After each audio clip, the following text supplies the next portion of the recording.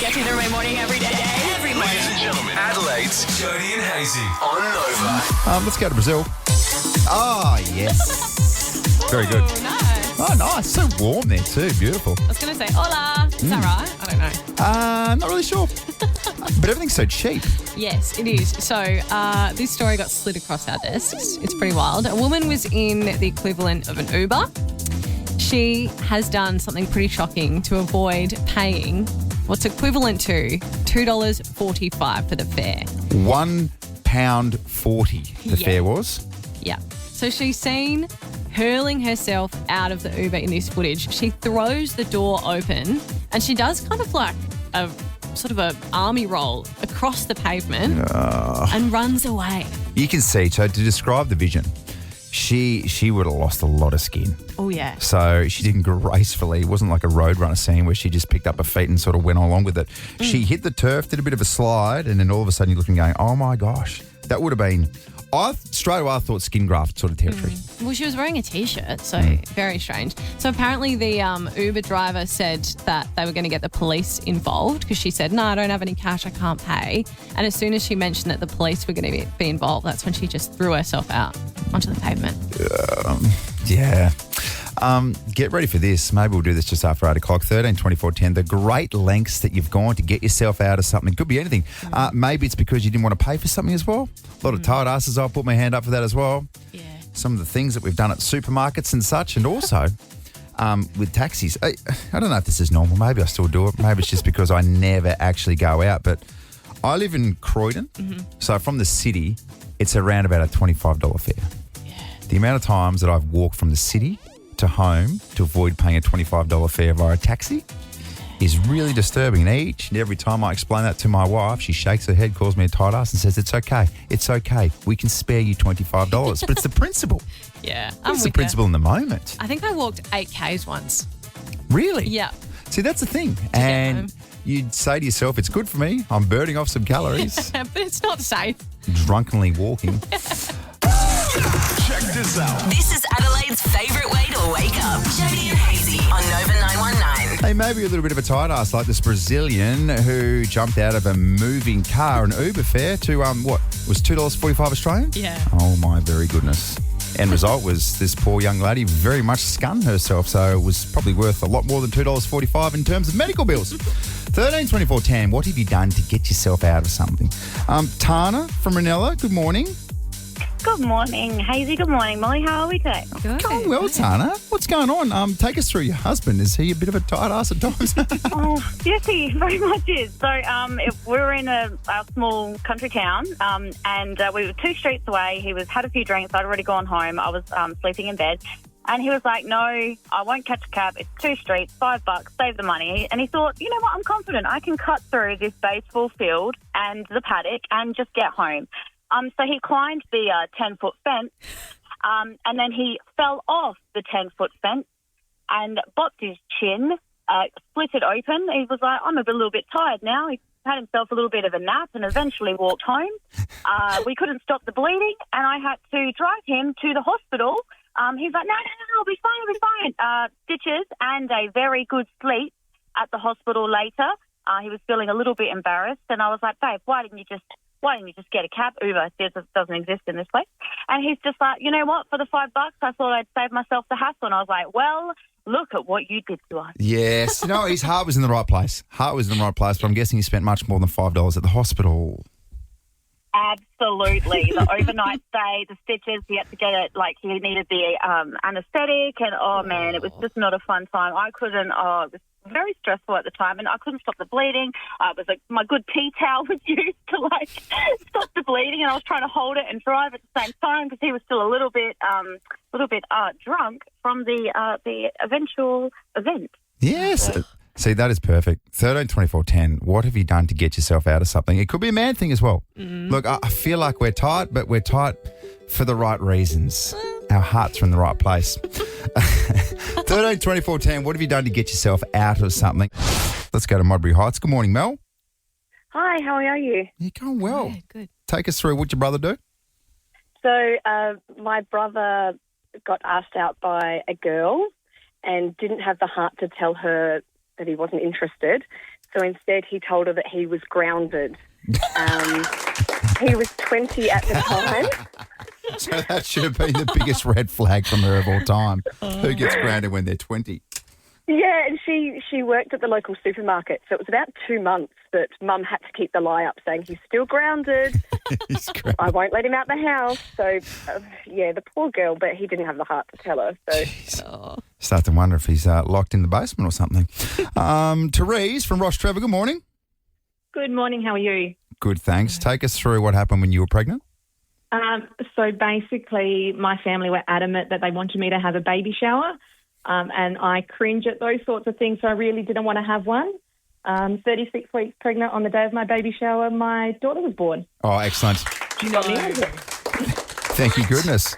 See, you'd be very, very happy that she's come nice and early. Good excuse. I think that sums up her personality from then on. Wow. That's perfect. I like that. All right, 13 24 10, please keep the calls coming. What have you done to get out of something? Some Disney on Ice tickets up for grabs. We've got to get to Nikki next. We'll put it to you like this. What sort of sickness have you risked to get yourself out of something? Nikki's got a story for it. Let's go to Clarence Gardens. Good morning to you, Amber. Good morning. Take us through it. What'd you do? Gym membership? Yeah, so back when I was a teenager and a little bit immature, I went with a friend and went through a sales pitch at a gym and accidentally signed up. I wasn't really in a steady job because I was at school, so I missed a few payments. And then when I got a letter in the mail saying I was defaulting, my mum cracked it. And I had to write a letter to say that I was moving interstate so that I couldn't fulfill the membership and I couldn't attend anymore. That's good. Such a smile. So Very what? clever. So Mum helped you pen this letter? Yeah, she helped, and then she also lent me $80 to square up the bill, and then we sort of got out of the rest of the year, which was good. Yeah, that's perfect. Why can we not take ownership of these situations? Like, it's just got to be something else instead of just being straight and coming through with it. Looking forward to this. Nikki from Burton, what did you do to get out of a work event? So we had a huge work event that we were all kind of whinging about that we didn't want to do, and someone had rocked up to work leading up to this event coughing and splattering, and I just said, can you help me out? I need you to kiss me. And they did, and lo and behold, I came down crook for the event. My boss was not happy, but I got out of it. What? So how sick were you, and was it worth it? Because if you're trying to get yourself out of like a one-night event, but then you're sick for like a week, you probably question whether it's worth it. It was a bit of it was prior to COVID, so it was nothing that serious. But, it was a bit of a few days that was a bit shonky, but it was totally worth it because this event was massive and it was just like, nah, I'm not doing that. Where did you kiss them, Nikki? On the mouth. But like where? Like at work or like? After work. Definitely on the mouth too. Definitely on the mouth.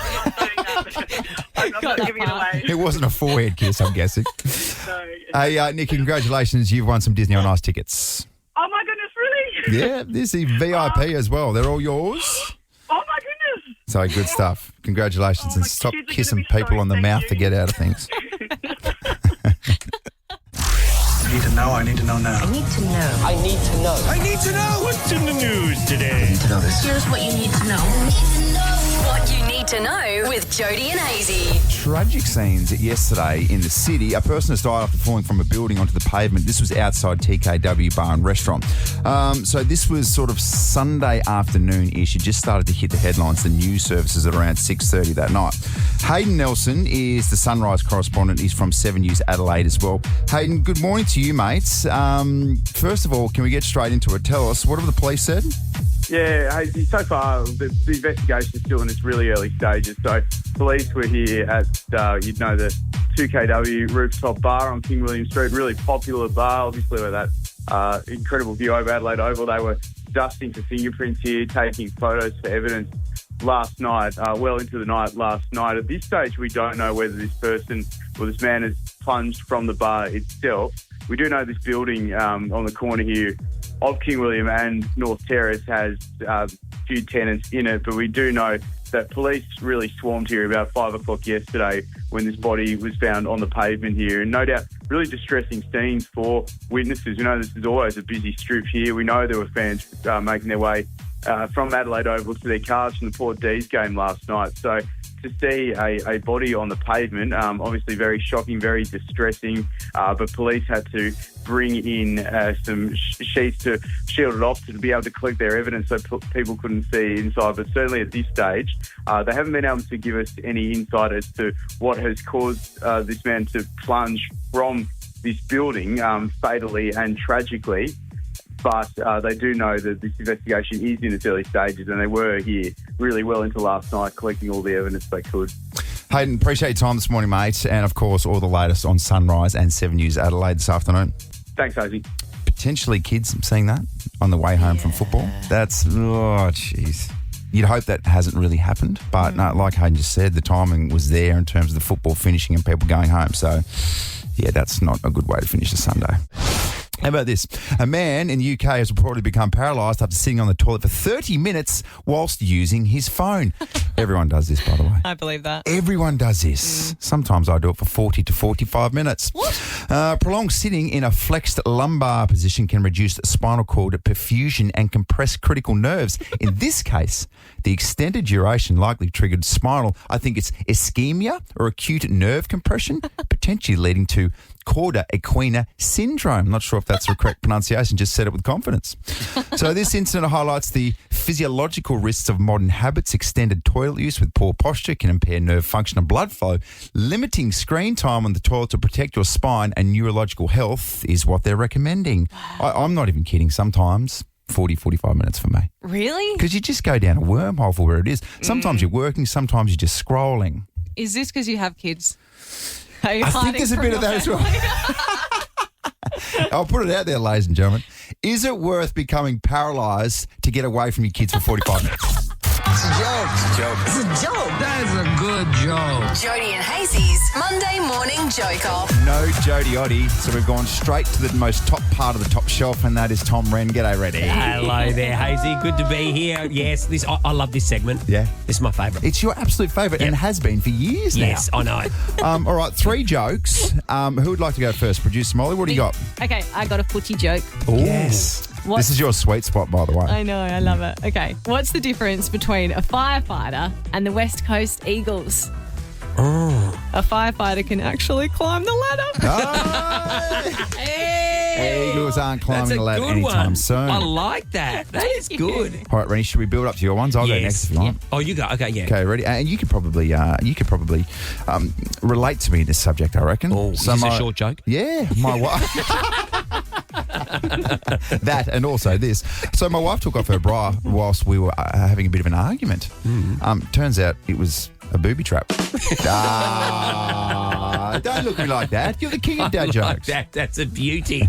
So, me next? Yes, please. Save the best for last? Yeah. Something We're like building that. up. Here we go. Okay, so did you hear about the actor who fell through the floorboards? He was just going through a stage.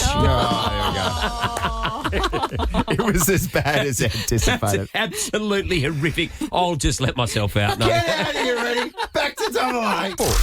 I need to know. I need to know now. I need to know. I need to know. I need to know. What's in the news today? To know this. Here's what you need to know. What you need to know with Jody and Hazy. Producer Molly, before we talk about the Air India crash and the sole survivor and his story, which is just ridiculous.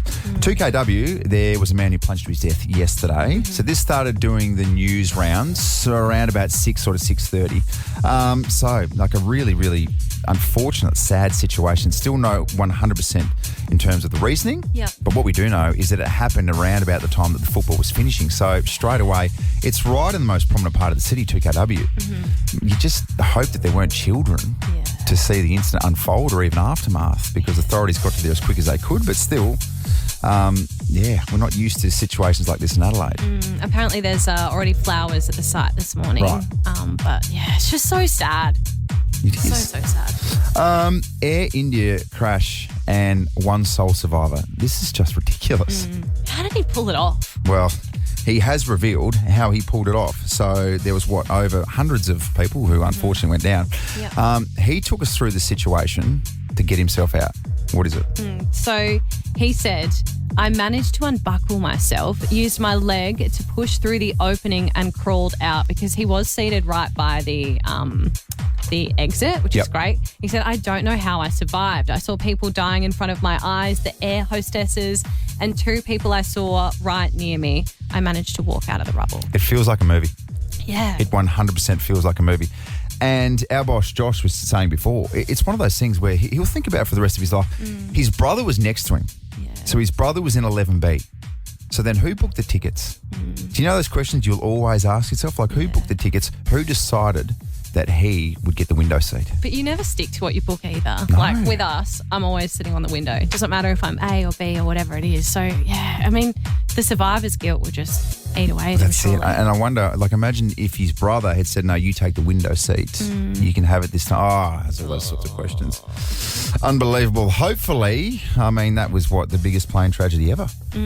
242 people lost their lives. But, yeah, he lives to tell the tale, and it's an unbelievable tale. A study has been done in regards to Gen Z, and some of the results that have come out of this study are quite concerning when it comes to being an adult. It says that Gen Zers are not prepared to take on adulting life, and I kind of get it. You're in this bracket, Producer Molly. Yeah, right on the edge. cusp, yeah. 18 to 30. Yes. Is Gen Z. Despite Gen Z staying at home longer than their predecessors, they feel like they're unprepared to manage household chores. Here's some stats for you.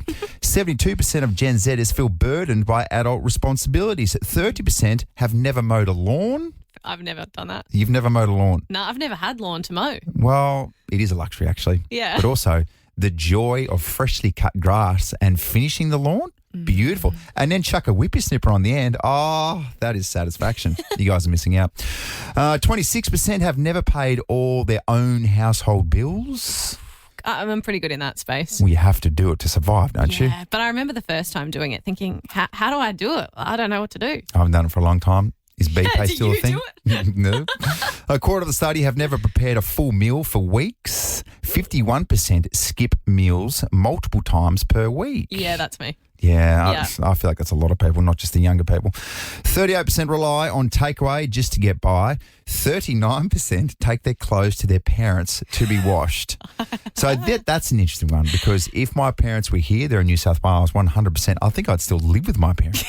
Yeah. As I approach the age of 40. You still do that, don't you? I do it a lot. There's just some things I don't understand how to wash. Certain fabrics, and my mum, every time I take it there, she just does it perfectly, and she's too nice. She lives around the corner. But you do get the whole don't mix your reds in with your whites and things like that, yeah? Yeah, I get that. It's more dresses. They just shrink, or like certain things. Ugh, it's a nightmare, but she'll take it. I completely understand that as well.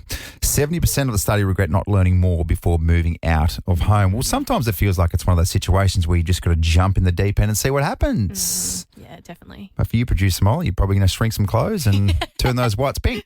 I need help.